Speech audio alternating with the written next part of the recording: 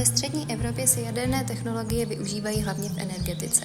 Zde leží i Česká republika. Téměř polovinu zdrojů pro výrobu elektřiny zde tvoří hnědé uhlí. Jaderné elektrárny tvoří 33% i přesto, že na našem území najdeme pouze 2. Dukovany fungující od roku 1985 a novější Temelín zprovozněný v roce 2002.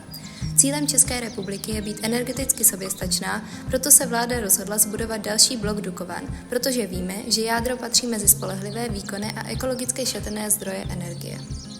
Principem štěpného jaderného reaktoru je řídit samovolnou štěpnou řetězovou reakci. Nejčastějším palivem pro tyto procesy je obohacený uran 235.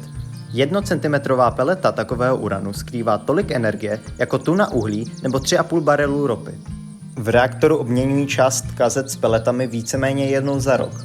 Důležité pak však je, jak je s použitým materiálem zacházeno. V Česku a ve většině dalších zemí je řešení jasné – uskladnit skladlé palivo do hlubinných úložišť, ale nemusí tomu tak být. Francie, Japonsko, Spojené království i jiné státy využívají technologií pro recyklaci použitých kazet, protože více než 95% potenciální energie zůstává nespotřebovaná i po cirka 5 letech používání. Rozstříhané palivové články se ponoří do kyseliny dusičné, kde se zbytky kovových plášťů oddělí od radioaktivního materiálu. V soustavě nádrží a pulzních kolon se v rozpouštědle definitivně oddělují těžké prvky od skutečného odpadu. Jak rozdělit uran od plutonia? Kalcinační technologie, rozdělení 2 látek na pevné a plynné skupenství.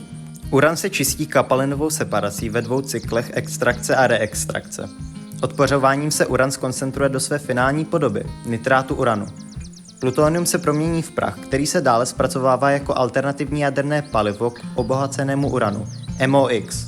Tyto metody jsou dnes pro země jako Česká republika zdánlivě příliš finančně a technicky náročné, ale věříme, že my, jakožto budoucí vědci a výzkumníci, budeme schopni posunout a zpřístupnit tyto technologie více zemím, aby se pro ně jaderná energie stala volbou číslo 1, abychom upustili od tepelných elektráren a abychom mohli pomoci celosvětové klimatické krizi.